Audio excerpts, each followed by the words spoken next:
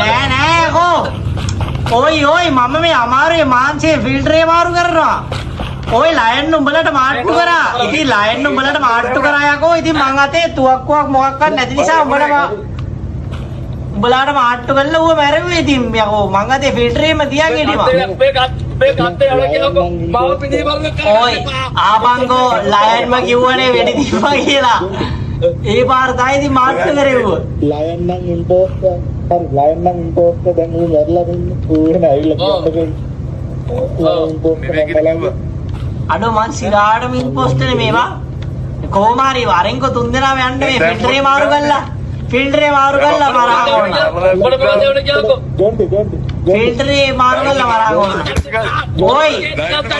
ඔයි ෆිල්ටරේ මාරු කරලා. Bukan,